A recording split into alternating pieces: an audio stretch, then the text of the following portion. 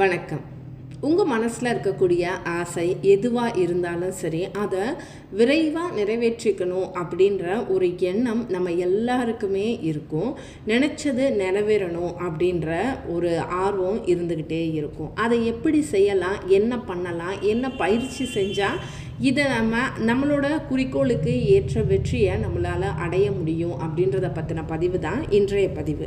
உங்களோட இலக்கு, அதாவது நீங்கள் என்ன வேணும், உங்களுக்கு என்ன தேவை அப்படின்றதில் நீங்கள் ஒரு குறிக்கோள் வச்சு அந்த குறிக்கோளை நினச்சி திட்டமிட்டு அதுக்குண்டான காரியத்தில் என்ன செயல் செஞ்சால் நம்மளோட குறிக்கோளில் நம்ம வெற்றி அடைய முடியும் அப்படின்றத நினச்சி ஒரு குறிக்கோளை செட் பண்ணிக்கோங்க ஃபஸ்ட்டு. அடுத்தது அதற்கு உண்டான வேலைகளுக்கு திட்டமிடுங்க. ரெண்டாவது, மூன்றாவது அதுக்கு என்ன செய்யணும் அப்படின்றத திட்டமிட்டு முதல்ல என்ன செய்யணும், அடுத்தது என்ன செய்யணும் அப்படின்றத செயல்களை செய்ய ஆரம்பிங்க. கண்டிப்பாக உங்களோட வெற்றி உங்களை தேடி வரும். அப்படி என்ன பயிற்சி, அதுக்குண்டான பயிற்சி என்ன அப்படின்றத பற்றி தான் நம்ம இன்றைக்கே நம்ம அறிவோம் ஆன்மீகம் சேனலில் பார்க்க போகிறோம்.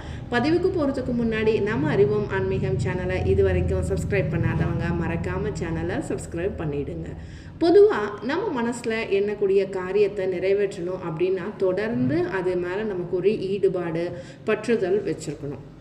அந்த ஈடுபாடும் பற்றுதலும் வேண்டுதலும், அதாவது இந்த காரியம் இதை நான் கண்டிப்பாக செய்யணும், இதனால் இது எனக்கு தேவை அப்படின்ற ஒரு ஈடுபாடோடு நம்ம ஒரு செயலை செஞ்சோம் அப்படின்னா தான் அதை நம்மளால் விரைவாக செஞ்சு முடிக்க முடியும். எந்த நேரத்தில் வச்சா அந்த ஈடுபாடும் பற்றுதலும் வேண்டுதலும் ஒரு குறிப்பிட்ட எந்த நேரத்தில் வச்சா நம்ம இலக்கை இன்னும் வேகமாக அடையலாம் அப்படின்றத பற்றி நாம் இன்றைக்கி தெரிஞ்சுக்கலாம்.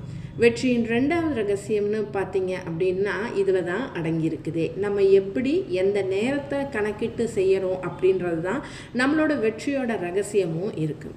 ஒருத்தருக்கு வீடு கட்டணும் அப்படின்ற ஆசை இருக்குது அப்படின்னா அதற்கு நம்ம என்ன பண்ணணும், ஃபஸ்ட்டு அதுக்கு அதிகம் பணம் தேவைன்னா சம்பாதிக்கணும். நல்ல வருமானம் வர்றதுக்கு நல்ல தொழிலோ நல்ல வேலையோ நமக்கு முதல்ல அமைஞ்சிருக்கணும். அப்போ இதெல்லாம் இருந்தால் மட்டும்தான் நம்ம இதுக்கு அடுத்தபடியாக நம்மளால் என்ன பண்ண முடியும், ஒரு வீடு கட்டணும் அப்படின்றத இது பண்ண முடியும்.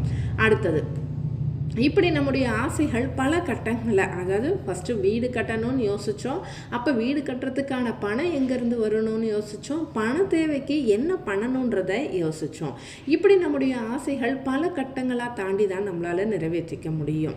இப்படி சிந்திச்சாலே நம்மளோட குறிக்கோளை நம்மளால் அடைய முடியும். எடுத்த உடனே வீடு கட்ட முடியும் அப்படின்னா நாளைக்கே நம்மளோட இந்த காரியத்தை நினச்சிக்க முடியுமா? அப்படி பண்ண முடியாது. அதற்கு ஒரு பயிற்சி இருக்குது. என்ன பயிற்சி அப்படின்னு பார்த்தீங்க அப்படின்னா, நம்ம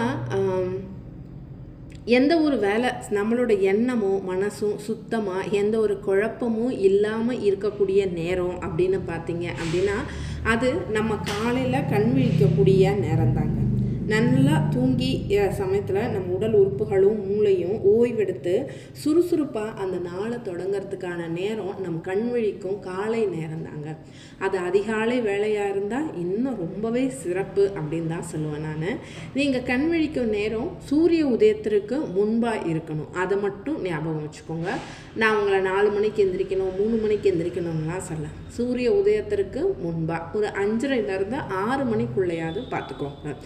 இந்த நேரத்தில் நீங்கள் விழித்திருப்பீங்க. ஆனால் கண்களை திறக்காமல் கண்களை மூடியே படுத்த நிலையிலேயே உங்கள் 2 கைகளையும் சேர்த்து இறைவனை நம்ம எப்படி சாமி கும்பிடுவோமோ அதே மாதிரி 2 கையையும் நம்ம நெஞ்சுக்கு நேராக 2 கைகளையும் கும்பிட்ட மாதிரி வச்சுட்டு உங்களது கைகளை சாமி கும்பிடுற மாதிரி வச்சுக்கோங்க. கவிழ்ந்து படுத்திருக்கக்கூடாது, நிமிர்ந்து நேராக படுத்துக்கோங்க. ஒரு கழிச்சும் படுத்திருக்கக்கூடாது. மல்லாந்த மாதிரி படுத்த மாதிரியே உங்கள் 2 நெஞ்சு மேலே 2 கையையும் சாமி கும்பிடுற மாதிரி வச்சுக்கோங்க. 2 கைகளையும் கூப்பி உங்களுக்கு அன்றைய தினம் எது வெற்றிகரமாக அமையணும் அப்படின்றத முதல்ல நேர்மறையாக வேண்டிக்கோங்க. இரண்டாவது, இந்த வருடத்திற்கான என்ன இலக்கு அப்படின்றத வச்சுக்கோங்க. இந்த வருஷத்தில் இல்லை இந்த வாரத்தில் நான் இந்த வேலைலாம் நான் முடிச்சிடணும் அப்படின்னு யோசிச்சுருங்க. அடுத்தது, உங்களோட வாழ்நாள் குறிக்கோள், அதாவது இதை நீங்கள் எதை நோக்கி நீங்கள் அடுத்த கட்டத்துக்கு எடுத்துகிட்டு போகிறீங்க அப்படின்ற உங்களோட வாழ்நாள் குறிக்கோளை யோசிச்சுக்கோங்க. இது எல்லாம் ஒன்றன்படி ஒன்றா யோசிச்சுட்டு அன்றைய நாள் உங்களோட வேலை சிறப்பாக இருக்கணும் அப்படின்னு மனசார இறைவனை வேண்டிட்டு ஒரு வேளை தொழிலில் இருந்தீங்கன்னா லாபம் அதிகமாக கிடைக்கணும், அடுத்த வாரத்துக்குள்ளே நான் பணத்தை வீடு கட்டுறதுக்காக சேர்த்து வச்சிடணும், இல்லை இத்தனை வருஷத்தில் நான் வீடு கட்டிடணும், இல்லை இத்தனை மாதங்களில் வீடு கட்டிடணும் அப்படின்னு இப்படி மனதார நான் ஜெயிக்கணும், ஜெயிக்க வேண்டும், ஜெயிக்கணும் அப்படின்னு எண்ணத்தோட தினமும் கண்களை திறப்பதற்கு முன்னாடி 2 நிமிடம் இதெல்லாம் யோசித்து தியானம் செஞ்சு பாருங்கள். இது எதுவும் மந்திர தந்திரம்லாம் கிடையாது. காலையில் உங்களோட ஆற்றல் அதிகமாக இருக்கும். நீங்கள் எதை சொன்னாலும் அந்த செயல் அந்த நாளில் உங்களோட மூளை சுறுசுறுப்பாக செஞ்சு முடிக்கும். இது ஒன்று போதுங்க நீங்கள் வாழ்க்கையில் ஜெயிக்கிறதுக்கு. காலையில் எழுந்தப்புறம் வீட்டில் சந்தோஷமாக அந்த நாளை தொடங்கிறது ரொம்பவே சிறப்பு. வீட்டில் உள்ளவங்களுக்கு காலை வணக்கம் சொல்லிவிட்டு இனிமையான வார்த்தைகளை பேசிட்டு இப்படி நேர்மறையாக தொடங்கக்கூடிய நாட்கள் என்றைக்குமே இனிமையாக தாங்க முடியும். அந்த நாளில் நாம் எடுக்கக்கூடிய காரியங்கள் அனைத்தும் நமக்கு வெற்றியாக கிடைக்கும். இது நாம் எல்லாருக்கும் தெரிஞ்சிருக்கும், ஆனால் நம்ம செய்ய மாட்டோம். இப்படி நீங்கள் தொடர்ந்து செஞ்சுட்டு வாங்க, உங்கள் வாழ்க்கையில் நடக்கக்கூடிய மாற்றத்தை நீங்களே பார்ப்பீங்க. இந்த பதிவு உங்களுக்கு பிடிச்சிருக்குன்னு நம்புகிறேன். இந்த முறையை நீங்கள் தொடர்ந்து செஞ்சுட்டு வாங்க, வாழ்க்கையில் மென்மேலும் உயர்வீங்க. மறக்காமல் நம்ம சேனல் அறிவோம் ஆன்மீகம்னு